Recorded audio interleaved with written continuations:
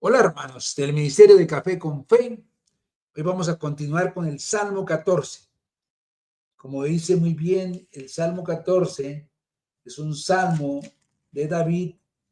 Dice necedad y corrupción del hombre. Aquí nos habla de la corrupción humana y la esperanza en Dios. El Salmo 14, hermanos, es una reflexión profunda sobre la naturaleza humana y nuestra tendencia a alejarnos de Dios. David comienza con una afirmación fuerte acerca de los que rechazan a Dios y se entregan a la maldad. Sin embargo, también nos recuerda la esperanza que tenemos en Dios y su fidelidad para con los justos.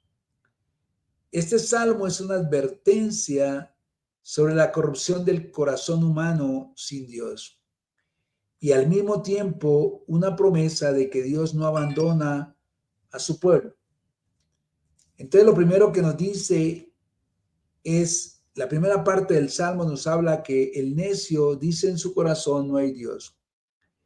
Si vemos el texto del el versículo 1, dice el necio en su corazón no hay Dios.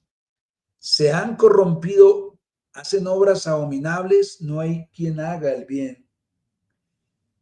La palabra necio en la Biblia no se refiere solo a una falta de inteligencia, sino una postura de rebeldía y rechazo hacia Dios.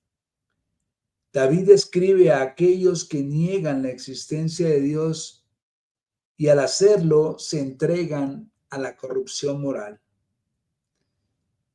Hermanos, el rechazo de Dios lleva al hombre a una vida de maldad, pues sin una autoridad moral absoluta, cada persona se convierte en la medida de lo que es correcto. Como creyentes, debemos reconocer que nuestras vidas encuentran propósito y moralidad en Dios y que sin Él todo lo demás pierde sentido. La segunda parte del Salmo habla de la humanidad en su pecado. Veamos los versículos 2 al 3. Dice, Jehová miró desde los cielos sobre los hijos de los hombres para ver si había algún entendido que buscara a Dios.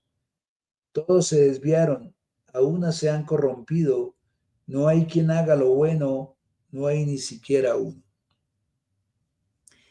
Aquí Dios examina a la humanidad en busca de alguien que haga el bien, pero encuentra que todos han caído en pecado y se han desviado de su camino. De ahí David enfatiza la universalidad del pecado, recordándonos que todos somos pecadores necesitados de la gracia de Dios. Hermanos, este pasaje nos lleva a reconocer nuestra necesidad de redención. No importa cuánto intentemos vivir en rectitud, todos necesitamos la gracia de Dios para ser verdaderamente justos. Nos recuerda que no podemos confiar en nuestras propias obras, sino en la justicia que viene de Dios. Y la tercera parte del Salmo habla de la insensatez del malvado y la justicia de Dios. Veamos los versículos 4 al 6. Dice, no tiene discernimiento todos los que hacen iniquidad, que devoran a mi pueblo como si comiesen pan y a Jehová no invocan. Ellos temblaron de espanto porque Dios está con la generación de los justos. Del consejo del pobre se han burlado, pero Jehová es su esperanza. David describe a aquellos que oprimen al pueblo de Dios, ignorando las consecuencias de sus acciones. Estos malvados actúan como si Dios no existiera y piensan que no habrá castigo. Pero el Salmo nos recuerda que el juicio de Dios es seguro. Hermanos, este es un llamado a recordar que aunque parezca que los malvados prosperan y que no hay justicia, Dios ve todas las cosas y su justicia es inevitable. Debemos confiar en que Dios en su tiempo hará justicia y defenderá a su pueblo. Y cuarto, la esperanza y la salvación de Dios para su pueblo.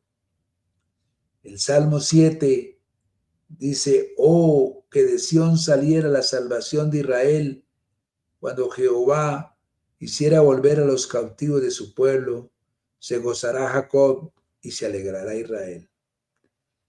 El Salmo concluye con una nota de esperanza. David expresa el anhelo de que Dios traiga salvación y restauración a su pueblo. Esta es una visión profética de la esperanza en el Mesías y la redención que Dios tiene preparada para su pueblo. Hermanos, en medio de la corrupción del mundo, Dios es nuestra esperanza. Él ha prometido restaurarnos y librarnos del pecado. Esta promesa se cumplió en Jesucristo, quien vino para dar salvación a todos los que creen en Él. Podemos confiar en su redención y esperar con gozo la restauración completa que Él traerá. Como conclusión, hermanos, el Salmo 14 nos enfrenta con la realidad de la corrupción humana, pero también nos da esperanza en la fidelidad de Dios. En un mundo que a menudo rechaza a Dios, somos llamados a buscarlo y a confiar en su justicia. Aunque todos hemos pecado, Dios en su misericordia ha provisto una manera de reconciliación a través de Jesucristo. Aquí Dios nos hace un llamado, que podamos reconocer nuestra necesidad de Dios, de su salvación en Jesucristo. Recordemos que aunque el mundo está lleno de maldad, Dios es fiel y justo y su salvación está a nuestro alcance. Por último, una oración final. Señor, te damos gracias porque, aunque somos pecadores, tú nos ofreces perdón y redención. Ayúdanos a vivir cada día consciente de nuestra dependencia de ti y danos la fortaleza para caminar en tu justicia. En el nombre poderoso de Jesús. Amén, amén y amén. Hermanos, Dios los bendiga.